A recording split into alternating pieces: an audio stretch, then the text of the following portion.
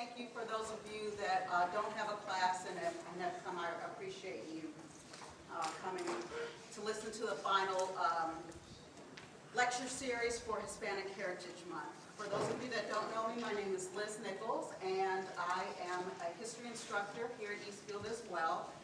And so I teach, actually, some of you may see me occasionally right after this class in this very room. So what I want to talk about today is 1491, the proper title, The Eve of Discovery, Impact and Reflection. Part of why I like to do this had everything to do when I was in grad school. Got a hold of this article that was entitled 1491, and it was written by Charles Mann, who has since turned that one article into a book that has done fairly well. And he made a couple of assertions, did some great research, and I thought it was thought-provoking because it generated debate. Historians love to argue. We like to argue with anybody that'll listen, and so he had conversations with anthropologists, archaeologists, and kind of put together this thesis of what was going on in 1491. Let me ask you, what do you think the significance is of the date, 1491? What's the significance of it? Okay, good. The year before Columbus, right, discovered America, right, because the Native Americans were waiting around. Boy, I sure hope some Europeans come and bring us some civilization and all of that, right? So just want to kind of talk about this and see what you guys think. I want to start with a brief film clip. Have any of you seen the movie Apocalypto? Oh, a number of you. Cool. So anybody remember who was behind it? Who's the director, the money man? Mel Gibson, before he went crazy. So just want to kind of start with that. Come on in. Ready to go.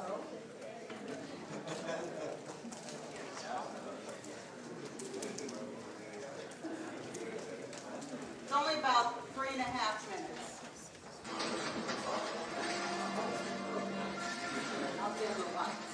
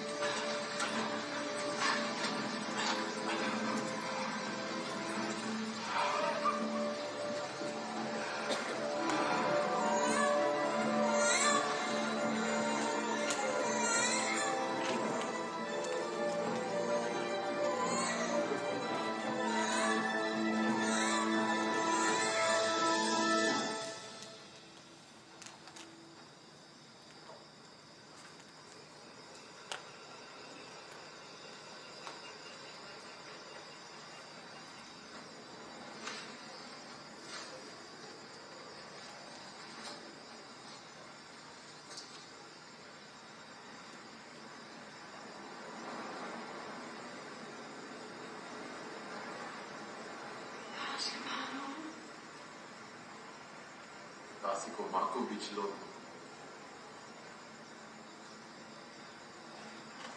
Kaya tapos ka pa?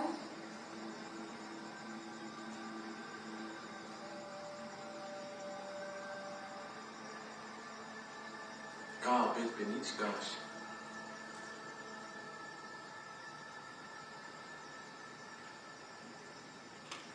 Yang gash tek tuk binchun.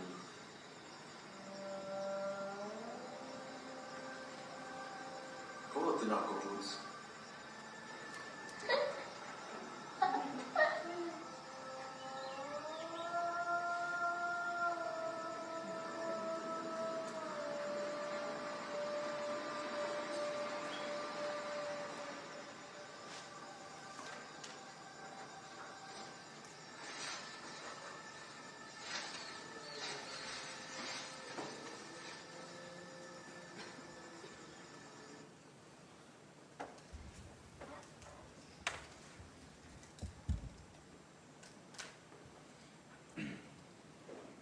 Okay. So, for those of you that haven't seen the movie, basically it's a retelling of the Native Americans and their culture, and he gets captured. He's one of the main characters by warring tribes within the area, and it recounts his escape and the escape of his other tribesmen. And then it ends with that particular scene that you saw. Of course, we don't know. This is the Hollywood version, but I think for the most part, its portrayal is accurate from what we do know in terms of remaining records. But we certainly don't know if he saw, who saw the ships as they were coming in and who decided to meet those ships and come, interact with the Europeans, and if anyone did decide, oh, hell no, this might not be a good idea, and went back into the forest. Those of you going through K through 12 probably have had a better, or at least perhaps a more accurate depiction of what Christopher Columbus' experience was. Maybe more balanced is the more accurate word in terms of looking at the Native American culture. But for those of us that went through school probably in the 70s and earlier, what do you think the narrative might have been in terms of what happened when Christopher Columbus came to the New World and discovered it? What might have you had heard in school or read in your textbook if you were going to school in the 1970s or earlier? More brutal stuff that he did. A little bit louder? More brutal stuff that he did that killed all the natives, killed most of them. Okay, that the Europeans were very brutal and killed most of the Native Americans. Anything else? Would you have heard much about the Native American culture? Isn't the narrative usually, thank God Christopher Columbus came, this was virgin soil, and he brought civilization, and they made something of this land. And you don't really hear much about the Native American or their perspective or what was going on within their culture prior to this. And that's what Charles Mann is getting at. So for a long time, historically speaking, in terms of interpretation, Christopher Columbus had been a hero, idolized, if you will. We still have Columbus Day on the calendar, but a lot of schools don't give that day off. We certainly don't here at Eastfield College. So it's been less fantasized, this fantastical experience that happened. And we realized that there were some very negative impacts that occurred that changed forever, not only the European world, but very much so the Native American experience in their environment. So this is what the Americas look like, and I think it's important when we talk about exploration and the conquistadors coming over that we really make sure we have a good geographical perspective, because many people will say, okay, North America, we're just in our minds envisioning that we're talking about land or the geography from the Atlantic coast all the way to the Pacific coast. And in fact, when we talk about Americas, even still today, we're talking about from Canada all the way to the tip of South America and everything in between, your Caribbean islands as well as Central and South America. So we're talking about a large expanse of land that was occupied by a number of people. And so this map kind of gives you a brief visual of what that geography looked like. Interestingly enough, we can look back at certain colonists that were very good at writing and leaving messages and charting what they did. And William Bradford was one of those people. And here's a quote from him. He said, "All great and honorable actions are accompanied with great difficulties, and both must be enterprised and overcome with answerable courage." So they viewed themselves as pioneers. We're going to go out there. This life is going to be very hard. And what was interesting in researching this topic and reading Charles Mann's article is that William Bradford left detailed notes, and he talks about how his group, those that came in 1620, Plymouth Rock, actually were able to survive by pillaging Native American graves and houses. So they're digging up the dead, and they're stealing, in essence, the artifacts that the Native Americans culturally buried with their dead. And so that's one way in which they were able to survive. So this whole notion of courage, overcoming great difficulty, you have to be able to put this in perspective in terms of, how courageous is it to dig up graves and steal things that you want to be able to use in order to survive. And so that is part of the story that also needs to be told. This is something that we could spend probably a lot more time talking about. There's an aspect of Charles Mann's article where the debate centers around what I call the numbers game. How many people inhabited the Americas 1491, the eve of Columbus's exploration? Was it 1.15 million, 10 million, 18 million, 100 million? What do you think? Out of those choices, how many do you think roughly inhabited the Americas? If you give me a number, maybe give me the reason why you think that. Yeah, the Americas. In terms of the geographical map I showed you, kind of what I talked about. What do you think? How many? Guess. Huh? 18? Why do you think 18? It just looks good? Sounds like a possible number. Huh? I guess color is good. The color is good. Yellow. You like yellow. Okay. 10 million. Okay. When historians and archaeologists began trying to piece this puzzle together, kind of what was going on, what types of civilizations, one of the early, in the 30s, Mooney was one of the first people to say, this is what I think. And it was roughly at 1.15 million. And so there have been a number of historians and archaeologists that have come forth and said, no, we think that that's a little low. And why do you think that they would think that? What would give them reason to assert that that number is too low? If you had to guess, do some critical thinking. Why is that number too low? Okay, because of the size of the Aztec Empire alone. Yeah, it's believed that possibly in Tenochtitlan there was 300,000 people. And so if there was one city like that, could there not have been many more cities like that? And it's very difficult. They didn't leave records. It's very much in the oral tradition, so we don't have a lot to go on. And you have to use what's left physically. And we're talking about, centuries ago, so that becomes a difficult task to do. Charles Mann and the people that we call revisionist historians, those that look at history and revise it, they now say 100 million. They'll say sometimes upwards of 120 million. but roughly 100 million is now an accepted number by a group of people. My question is, why does it matter? Why does it matter if it was 1.15, 10, 18, 120, 100?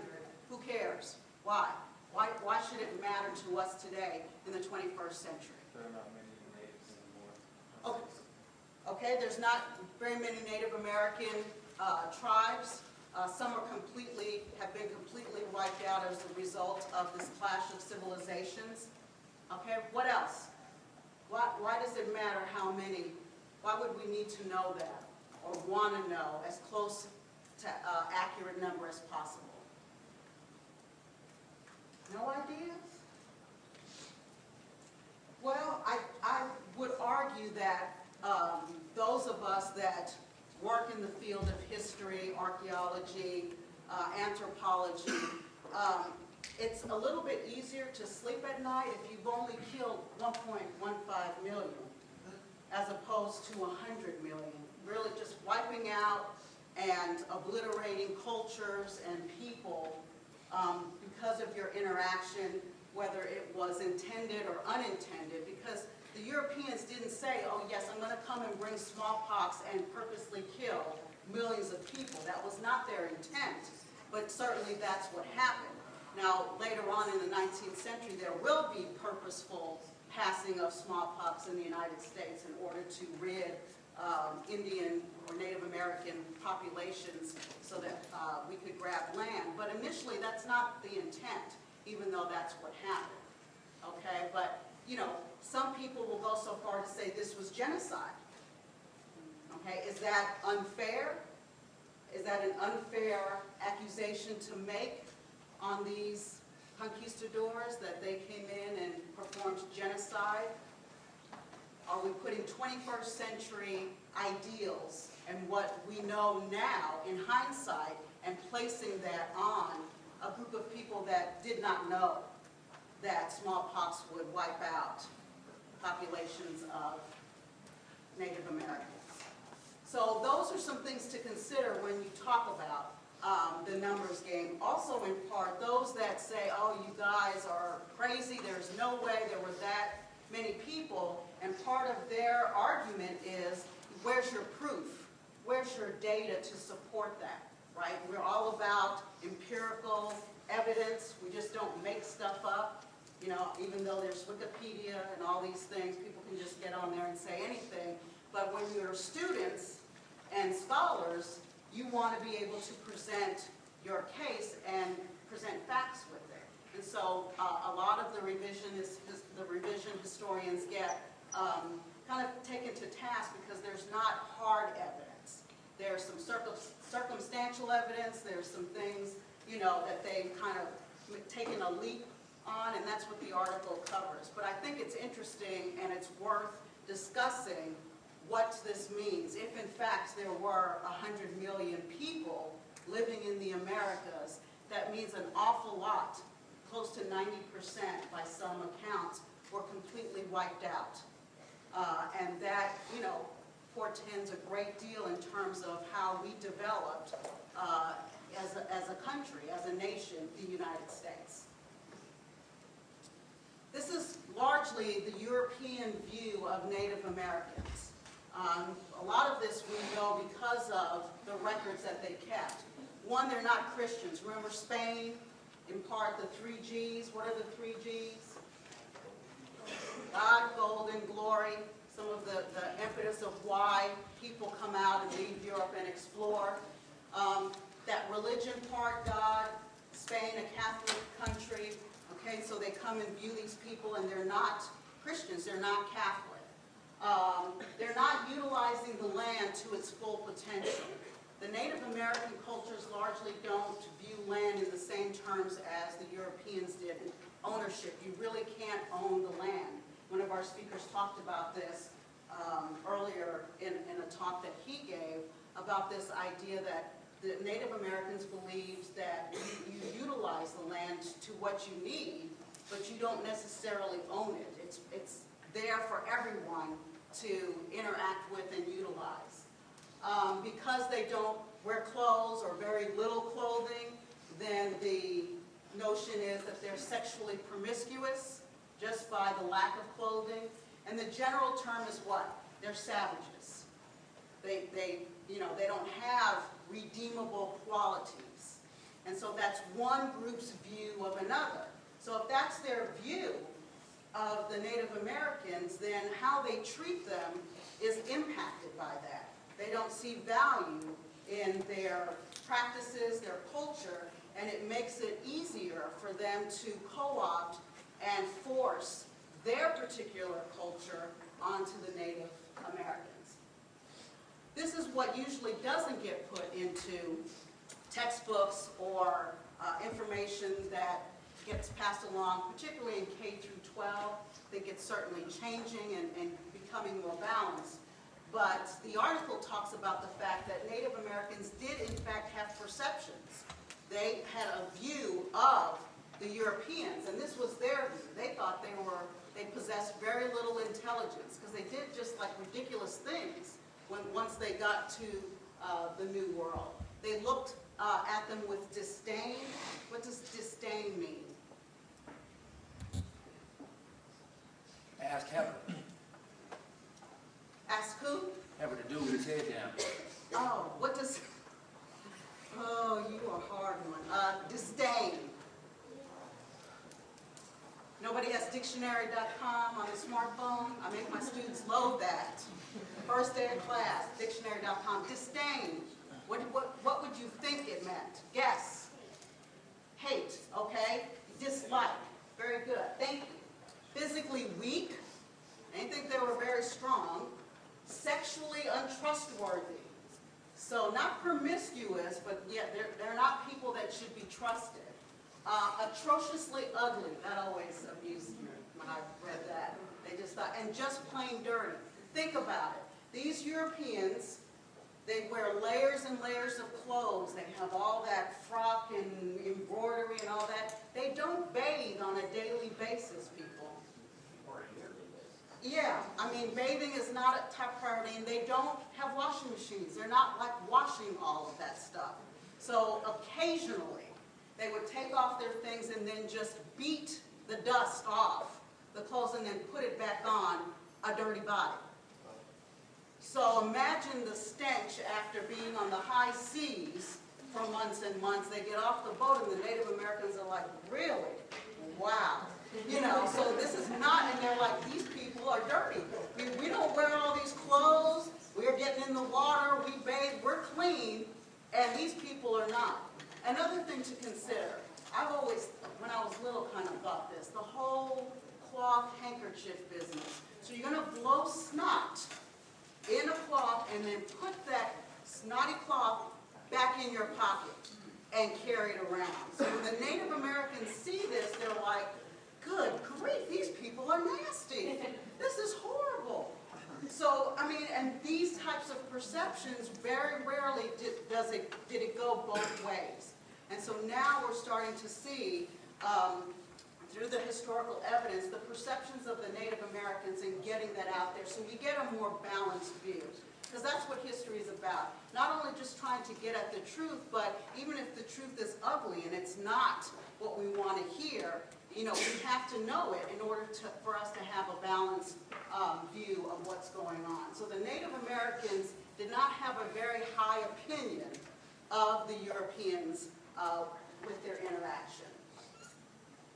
Also, I think what's important is this whole exchange. Some of textbooks call it the clash of civilizations. I think that's accurate because you have groups of people with very different backgrounds, very different religions, belief systems, very different ways of living that have now collided. And one of the major impacts of this clash of civilizations was food, the transference of food. So here in the Americas, there were many indigenous types of foods that were not part of the European food source.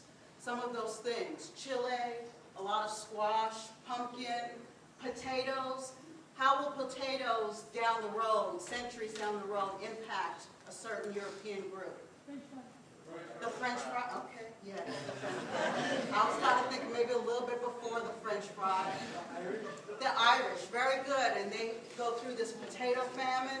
So when these foods are introduced, corn or maize, they're introduced to the Europeans, they take these foods back to Europe because the Native Americans have taught them how to care for them, plant them, and they now have access to them in Europe. So what do you think happens once the Europeans start eating these types of foods and that becomes part of their diet? What happens in Europe to the European population? If you eat well, if you have enough to eat, good vitamins, what?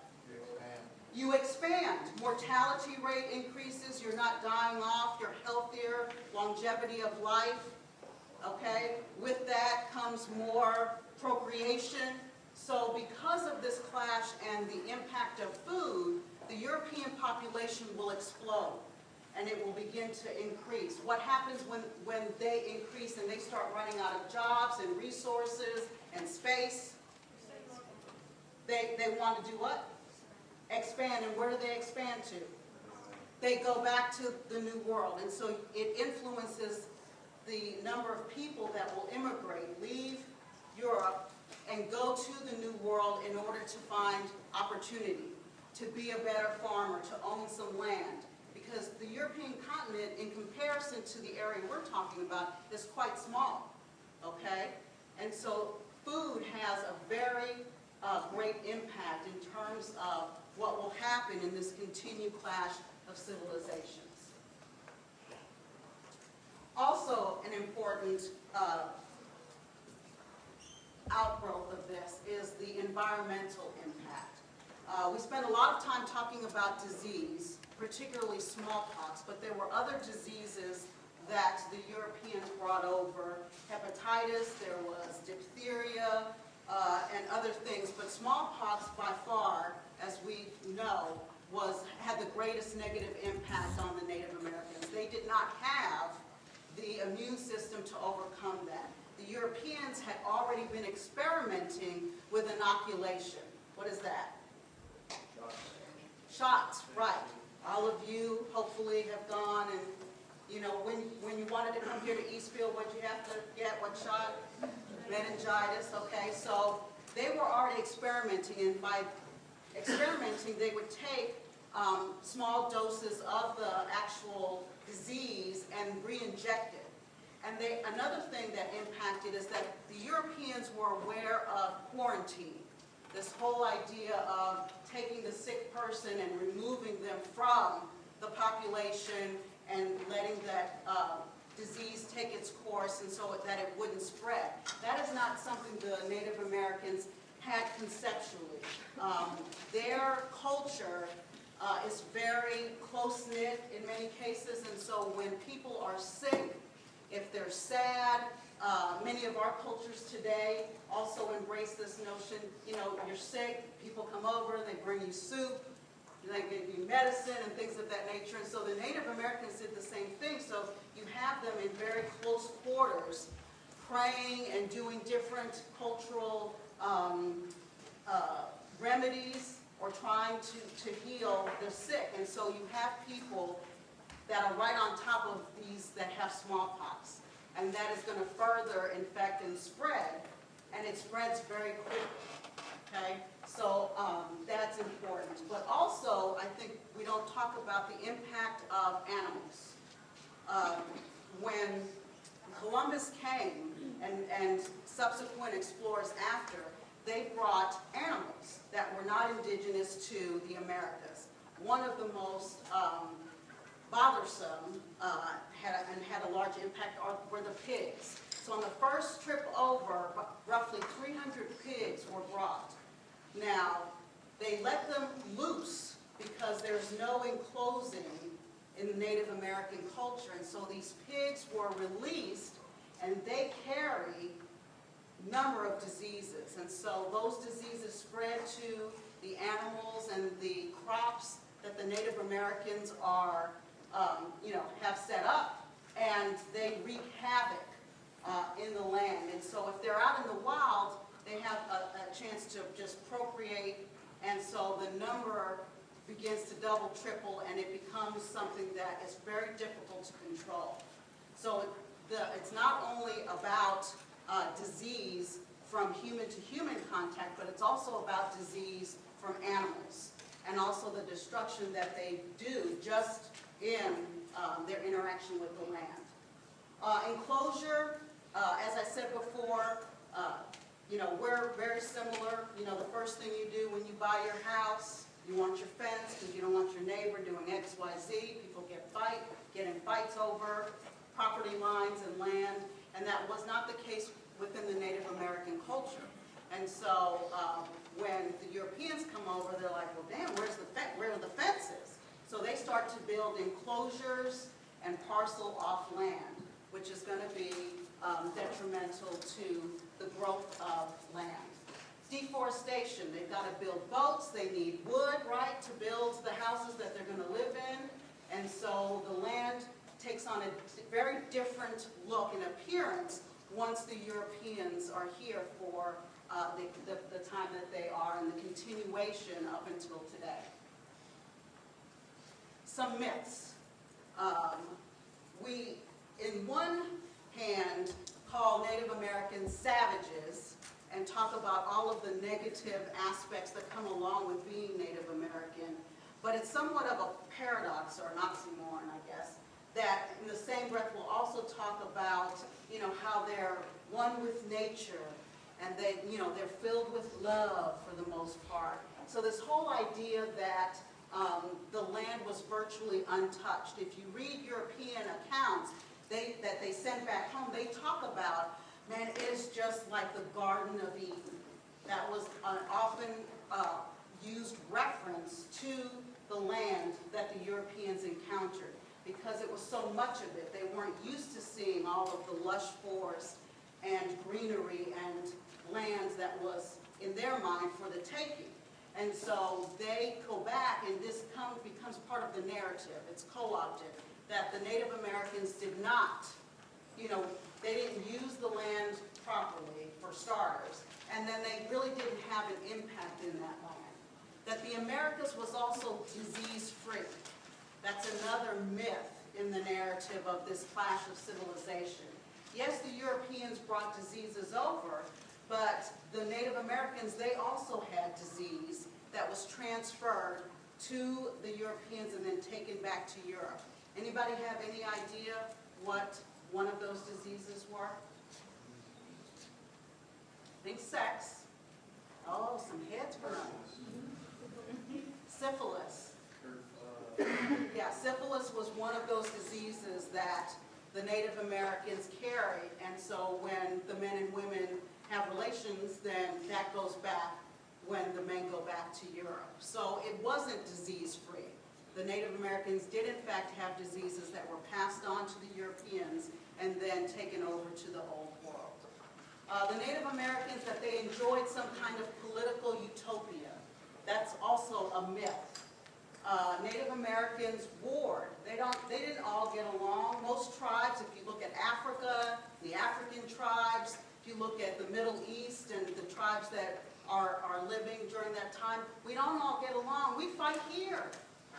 And we're all of similar culture, right? Or supposedly. So this idea that they all just like sang around the fire, holding hands, singing Kumbaya, that's very much a myth. They also warred. They also had political tugs for power, things of that nature as well. So those myths now are starting to come to light, and we're realizing that we were on the wrong track. What was life like in Old World Europe? Well, for starters, there was a high infant mortality rate.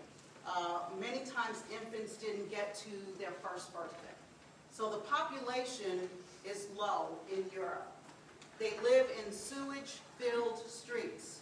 So if you even go today, like Venice, you can learn the history. I mean, they're just taking their waste and dumping it into the rivers that they draw water from. Okay? So these are not your cleanest people. There's lots of hunger, sickness. We're talking talking oppression, right? Political, religious oppression, depending on who's in power.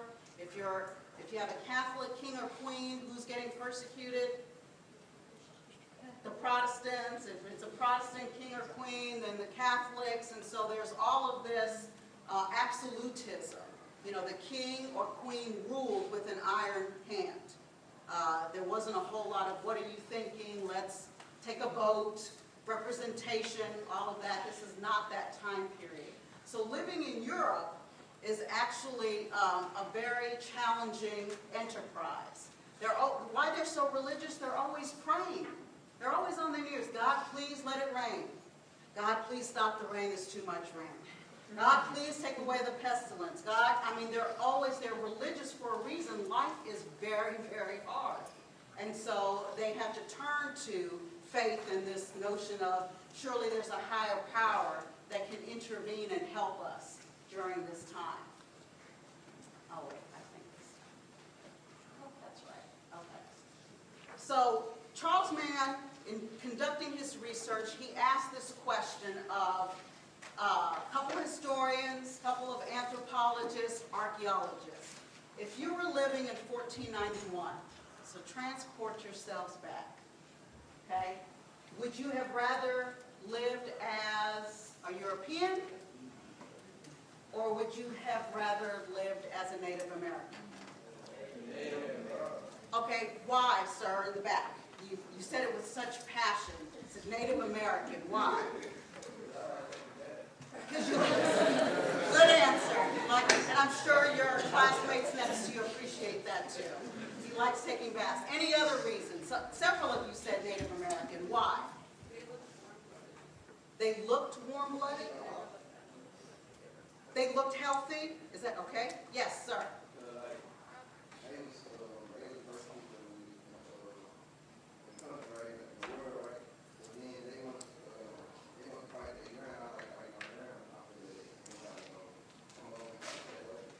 Okay, so the idea of standing your ground for what you believe in, what you rightfully see as part of your culture and heritage. Okay, good. Any other reasons why you would want to be a Native American? What class am I? What class? Okay, I don't know. What class do you want to be in? Well, if I'm nobility, I want to be a European. Okay, that's a very good answer. So if you choose to be a European, you might want to be because you might be of a wealthy status. Okay? Were there any other people that would choose to be a European? Nobody? Who won? Right? That's something to consider. You know how the story ends, right?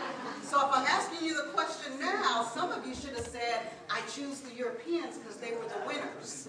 Right? The rest of you would be dead, yes. Clean, healthy, warm-blooded, but dead. Yeah. What were you saying? I was going to say Hold up, guys. I was going to say that the Native Americans were going to die anyway, so might as well be a European. Okay. Yeah, this whole idea of who controls. There's a book, Jared Diamond. It's been on the New York best sellers list for quite some time, called Guns, Germs, and Steel.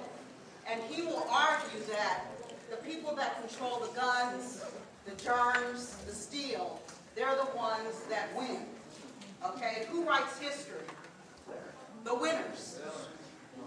Villains? Not, that could be one perception, definitely, the villains, but the winners.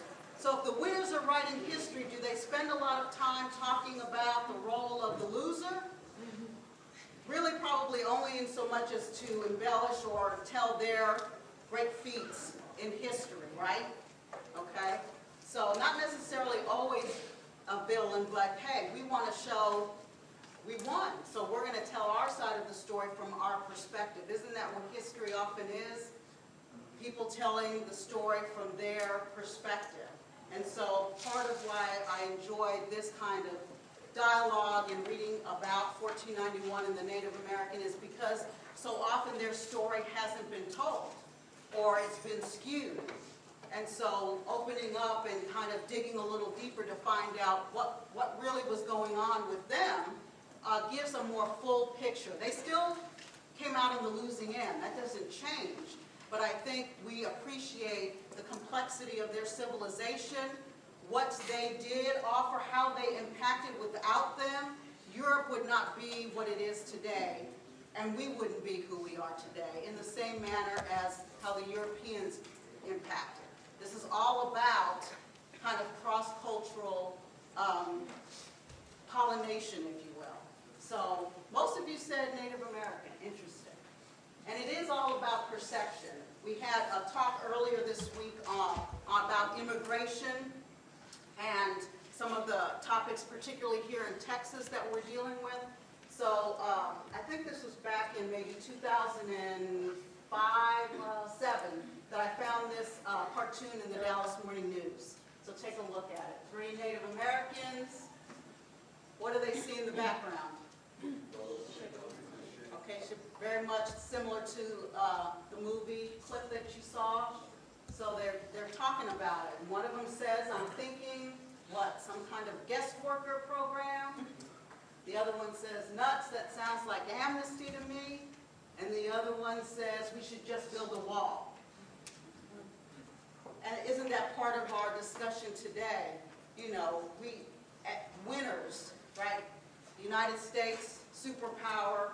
And so we believe in many instances in American exceptionalism. We are exceptional, therefore what we say should go.